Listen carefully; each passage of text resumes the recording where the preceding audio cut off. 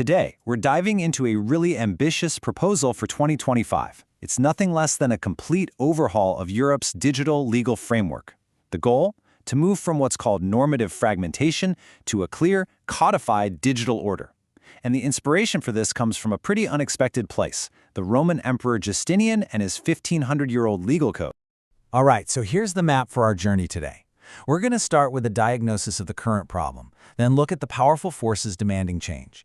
After that, we'll examine the ancient method they're proposing to use, unveil the new legal architecture, understand the rollout plan, and finally we'll get to the grand vision behind it all, a European digital republic.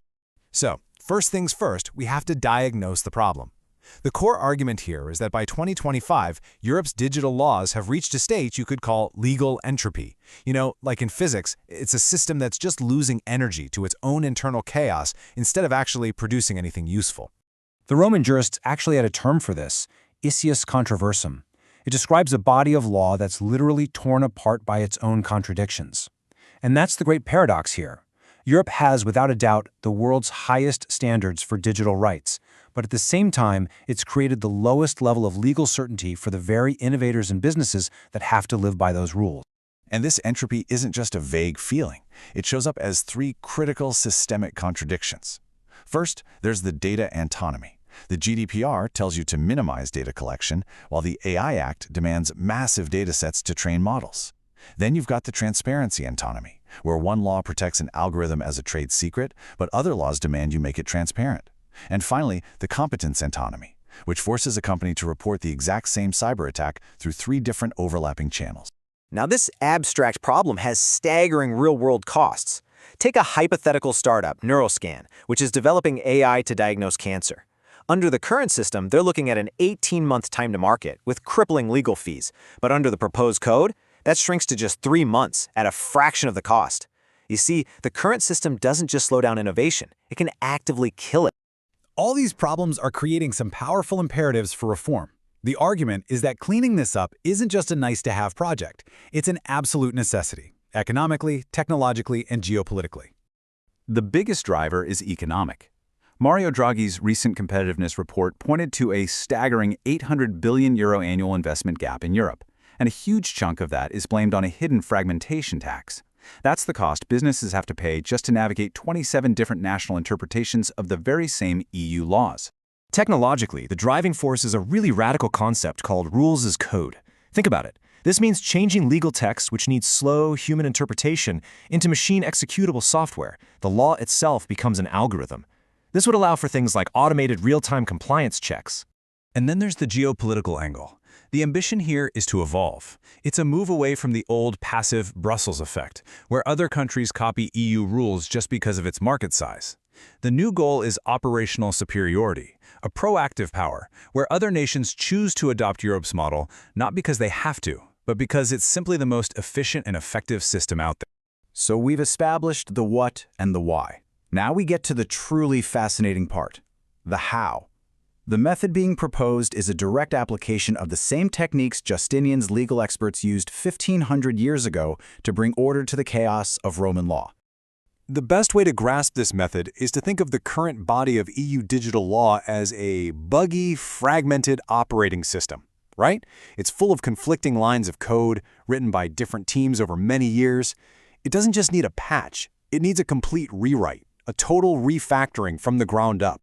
The process kicks off by deconstructing all the existing laws and sorting their individual components into 3 functional streams, or massae, based on how fast they naturally need to change. The massa sabiniana is the slow, static constitutional core, your fundamental rights. The massa edictalis holds the dynamic rules of the market. And the massa papiniania contains the high-speed, flexible rules needed for managing technological risk. Once everything is sorted, the principle of eliminatio, or elimination, is applied. This is all about getting rid of redundant laws and obligations. The example here is perfect. Instead of a bank having to file 3 separate reports for one security breach, they file a single report to one central portal, and the system handles notifying everyone else. Just like that, the administrative burden is cut by 2/3. But the most intellectually demanding step is what's called interpolatio. This is the art of carefully editing older legal texts to resolve conflicts with newer ones.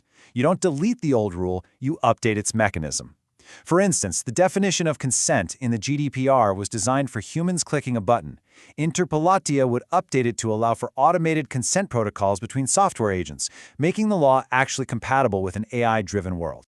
So, after this whole process of deconstruction, elimination, and interpolation, what's the final product? What does this new codified system actually look like? The result is a clean, four-part pyramid. At the very top, you have the Codex Digitalis. This is the binding, machine-readable, hard law. Below that are the digesta, which are filtered legal interpretations that have to be economically compatible. Then come the institutiones, basically a simplified user manual with special protections for small businesses. And forming the base of it all is the fundamenta philosophica, the principles that protect our core human values. And a key innovation within those institutiones is something called the algorithmic safe harbor. This is a potential game changer for startups. The rule is simple. If a small business builds its service using a pre-certified European AI foundation model, it's presumed to be compliant. This shifts the huge, expensive burden of auditing the AI away from the startup and onto the large company that provided the model. And this is absolutely crucial. This whole project isn't just about economic efficiency.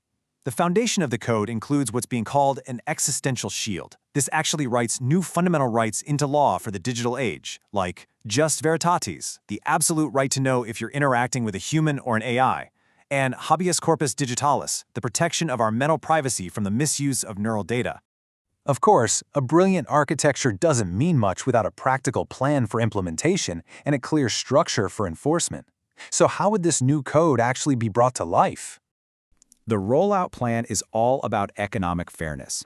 It uses what's called an asymmetrical roadmap. For the tech giants and the big AI providers, the code takes effect on day one. They have the resources to adapt.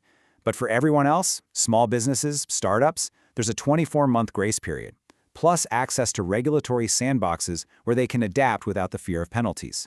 Now, to make sure the code stays robust and up to date, it includes a truly novel idea, a legislative bug bounty. You know how software companies pay hackers to find flaws in their code? Well, this is the same idea. The system would actually pay a financial reward to any citizen, lawyer, or programmer who finds a logical loophole or a technical vulnerability in the law itself. This makes the system anti-fragile. It literally gets stronger by being attacked. And that brings us to the end of our journey, the ultimate goal. What's the grand vision? What is the philosophical destination of this truly monumental undertaking? It's about forging a distinct third way for the digital world. It's a conscious rejection of both the market chaos of the American laissez-faire model and the state control of Chinese digital authoritarianism. Instead, it proposes the way of Rome, a model of ordered liberty achieved through a clear, rational, and respected system of law. The entire philosophy of this ambitious project can really be distilled into this one powerful manifesto.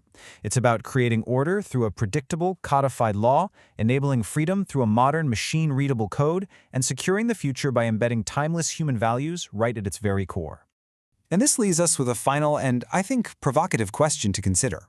In our quest to govern the technologies of tomorrow, things like AI, autonomous systems, neural interfaces, is it possible that the most effective blueprint isn't some brand new invention, but actually a rediscovery of legal wisdom from 1500 years ago?